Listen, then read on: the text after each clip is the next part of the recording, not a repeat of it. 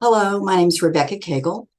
I've been asked to share my experiences in the AT industry and in academics and how it relates to the 621 course on AT assessments and outcomes measures. My background in AT services goes back to the 90s while I was working on my undergraduate degree in rehabilitation science. The program set up frequent class visits to many social support agencies, including one agency called the Center for Computer Assistance to the Disabled in Dallas. It was called CCAD. CCAD was built by Jack Kispaw. Jack became a quadriplegic in his adult life during a diving accident. He was a dedicated convincer to the power of assistive technology. He was able to secure free rent in one of the most prestigious buildings in Dallas. It was a spacious site, and it was filled with assistive technology for demonstrations and AT training. The funding came from donations, product sales, and payment from voc rehab agencies for training people. In the 90s, we didn't have apps for phones and streamlined compatibility that we know today. During my undergraduate studies, I worked part-time with Goodwill Industries, training new AT users. I worked at a TBI clinic, creating a variety of cognitive skill trainings. I did volunteer work at the Lighthouse for the Blind. I performed assessments for those who entered into a severe burn unit treatment center. And after graduation, I went into teaching in special education in high school.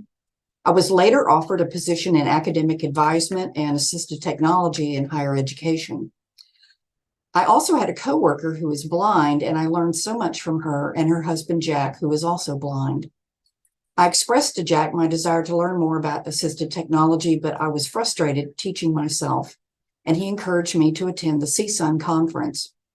At the conference, when the vendor stations opened up, Jack and I paired up. He asked me to read and tell about each vendor, and then he would tell me if he wanted to stop and visit. I learned so much about the products, as well as observed how different demonstrations are done when someone is blind versus with a sighted person. I also learned from Jack two other key things. AT selection should come after an AT assessment that considers the person in a holistic way and how it might or might not work in various environments and what other supports might be needed, and that product support is as important as the technology. I yearned for more formal education regarding assistive technology, and I was ecstatic when CSUN created its fully online master's program, and I was in the first cohort. CSUN does an excellent job selecting students to provide a good cross-section of students from a variety of disciplines in this cohort.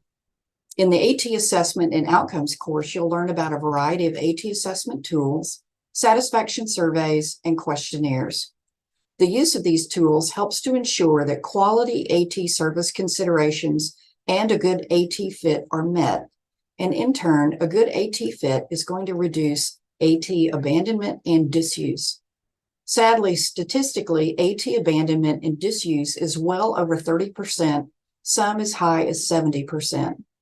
We need to be better stewards of our funds and our time, as well as give our clients ethical, quality services that lead to good long-term outcomes. You'll also learn how assessments and other measurement tools can be used to measure outcomes. Outcome measures increase fidelity and accountability and can justify support to funding sources. In fidelity and the ethics of accountability, I mean when using a formal assessment correctly, there is consistency in place for each client, and decisions are not made based on a quick whim of a new product that sounds good. In the course, students will also conduct assessments and outcome measures as part of an AT services team. Many AT considerations are made by teams rather than one individual, so this is an important dynamic to learn.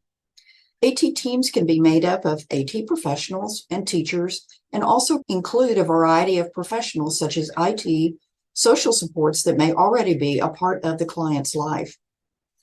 As a part of AT services, using these methods, you may discover AT trainings may include the client's family or other supports. Using person-centered planning with the AT user, the AT team will identify the user's needs, preferences, and capabilities, as well as taking into consideration environmental and employer considerations.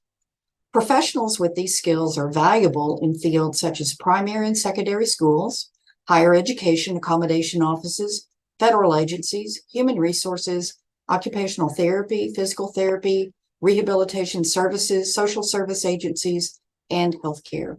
Thank you, and I hope that you enjoy the program.